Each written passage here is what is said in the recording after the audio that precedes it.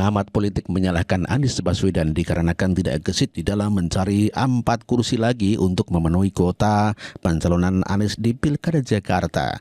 Anies pasif dan hanya mempercayakan partai politik saja. Sementara partai politik tentu saja akan mementingkan kepentingan partai sendiri dibandingkan dengan Anies Baswedan. Kemungkinan itu mengemuka ya dalam beberapa hari waktu terakhir memang ada banyak arahan soal wacana Kim Plus tadi.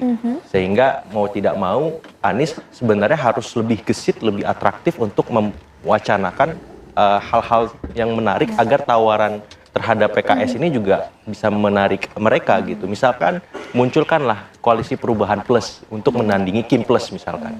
Kemudian otomatis PDIP-nya diajak untuk berkomunikasi. Itu satu hal. Yang kedua, apakah Aniesnya rela misalkan dinaturalisasi menjadi kader PKS? Atau yang ketiga, misalkan Anies mulai mendeklarasikan wakil-wakilnya siapa, kalau memang tidak sepakat dengan Aman tadi dengan PDIP, dengan PKB dan Nasdem. Jadi sebenarnya ada banyak alternatif, tapi masalahnya Kim Plus ini mendominasi dan Anies dalam beberapa hal terkesan pasif. Sehingga deadline yang 40 hari tadi terlewat begitu saja. Yang kalau udah bahasa Bang Syahrin kan waktu masih lama. Iya, kalau memang kita melihat pakem Pilkada Jakarta yang selalu last minute management.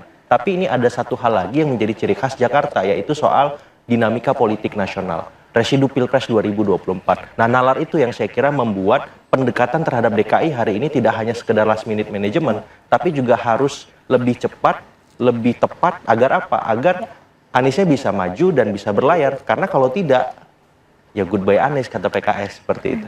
Ya, itulah pengamat politik yang mengatakan bahwa Anies Baswedan memang terlalu pasif tidak aktif di dalam mencari dukungan ataupun mungkin mencari alternatif lain di mana mungkin menggunakan koalisi PKS Plus begitu ya. Harusnya seperti itu, seperti aktif daripada koalisi Indonesia Maju Plus.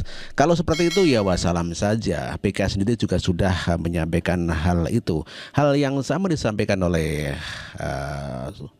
Pipin Sopian begitu ya. Pertama, kalau misalnya PKS punya tiket, golden ticket, bahwa bisa mengusung Pak Anies Baswedan satu partai, maka itu sudah sejak awal kita lakukan. Tetapi kami harus sampaikan PKS 18 dari 22, kurang 4 ya. Kami sudah berikan nih tiket 18 ini ya. Dan kemudian kita serahkan ke Mas Anies. Mas Anies, kita sudah ikhtiar, silahkan Mas Anies cari 4 kursi lagi supaya bisa berlayar. Jadi iman politik ini saya kira kita harus kasih deadline secara rasional. PKS tentu ingin calon yang diusungnya bisa berlayar dan bisa menang gitu. Dan kita sebetulnya sudah berikhtiar pasangan Anies Sohibul Iman ini kami sudah sampaikan ke partai politik dan sudah ada lampu hijau bahwa tidak ada penolakan, kita bisa jalan. Tetapi ketika kami mendengar bahwa hari ini dari beberapa partai lah seperti Nasdem, PKB mulai untuk memberikan sinyal bahwa ini tidak bisa berlayar, ada kemungkinan tidak mendukung Mas Anies, tentu kami harus membuat antisipasi. Plan B-nya apa yang harus kita siapkan kalau ini tidak bisa berlayar. Jadi kami sudah berikhtiar tidak hanya ke Nasdem, PKB, kemudian kami juga tawarkan ke PSI, ke Perindo, dan juga kepada PDIP supaya ini bisa berlayar.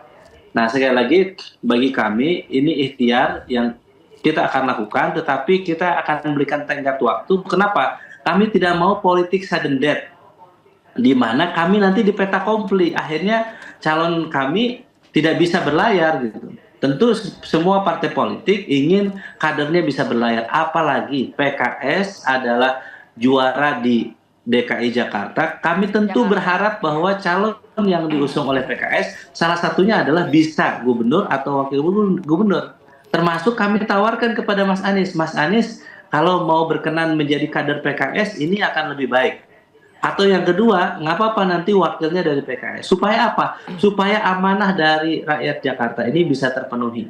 Ya. Jadi sekali lagi saya ingin menyampaikan bahwa ikhtiar ini akan terus dilakukan. Kita akan lihat ketika mendengarkan informasi bahwa dari Nasdem, dari PKB memberikan sinyal bahwa tidak mendukung Mas Anies, tentu kami berpikir bahwa bagaimana solusinya agar ke depan pasangan yang akan kita usung ini bisa berlayar dan bisa menang. Ya, itulah Pipin Sopian yang mengatakan bahwa sudah memberikan kepada Anies Baswedan tenggat waktu untuk mencari 4 kursi lagi agar bisa maju di Pilkada Jakarta. Namun demikian kelihatannya Anies Baswedan pasif ya, tidak aktif di dalam menjalankan tenggat waktu yang diberikan oleh PKS agar bisa jalan atau bisa melenggang ke KPU. Namun demikian kenyataannya Anies Baswedan sangat pasif saja. Hal demikian sama yang disampaikan oleh pengamat politik tadi. Artinya Anies Baswedan ini pemalas ya, tidak mau aktif ya di dalam menyelesaikan persoalan yang sangat vital sekali dikarenakan dibutuhkan 22 kursi untuk bisa maju ke KPU. Ya, ternyata Anies Baswedan memang masih percaya diri. Ada 3 partai yang akan mengusung Anies Baswedan, diantaranya adalah Nasdem, PKS, dan PKB. Masih dipercaya saja. Ya, juru bicara Anies Baswedan masih meyakini itu. Ini kan sungguh tidak up to date itu ya. Tidak realistis begitu ya. Sampai dengan saat ini partai-partai secara resmi kan masih menyatakan bahwa dukungannya kepada Mas Anies untuk calon gubernur. Dan kita lihat juga bahwa perubahan sikap itu kan memang sampai saat ini secara resmi kan tidak ada. Nah, untuk itu ya kami meyakini bahwa partai-partai ini masih bertahan dengan maksudnya pada posisinya seperti sebagaimana adanya, dan untuk itu maka konsultasi ini kami melihat bahwa akan terjadi sampai dengan pendaftaran. Maka dari itu apa yang disampaikan oleh rekan kami tadi dari PKS, kami kira bahwa ini akan berproses menuju ke situ. Nah, untuk itu maka kita melihat bahwa misalnya disampaikan tadi akan terjadi kotak kosong atau ya calon tunggal. Kami kira bahwa ini tidak akan terjadi. Karena kita tahu bahwa komitmen dari masing-masing partai-partai yang sudah mengusung ini saya kira sangat tinggi terhadap bagaimana terwujudnya demokrasi, bagaimana ada pilihan-pilihan yang terbaik buat warga Jakarta, dan itu kami melihat bahwa ada upaya serius ke arah sana.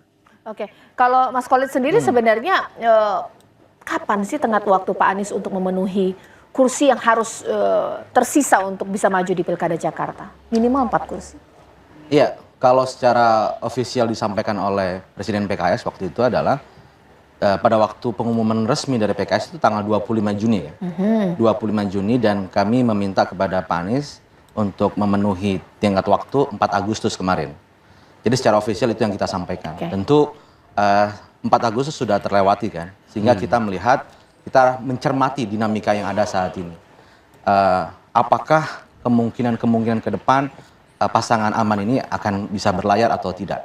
Tentu kita berikhtiar semaksimal mungkin agar pasangan aman ini bisa berlayar. Dan ikhtiar itu yang kita lakukan. Itulah pernyataan dari PKS, di mana PKS telah memberikan tenggat waktu kepada Anies Baswedan untuk mencari dukungan atau tambahan kursi agar bisa melenggang ke KPU. Namun demikian pada kenyataannya Anies Baswedan pasif saja. Dan yang aneh lagi adalah Anies Baswedan melalui juru bicara mengatakan masih meyakini bahwa PKS, Nasdem, dan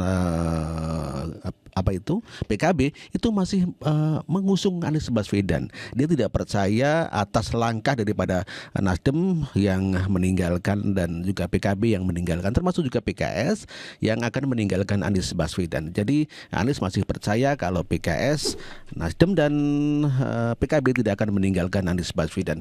Ini suatu hal yang sangat berbahaya sekali, di mana Anies masih percaya diri, masih didukung partai politik. Dan ini jelas-jelas lah Anies akan ditinggalkan, tetapi Anies tidak tahu dan tidak percaya diri.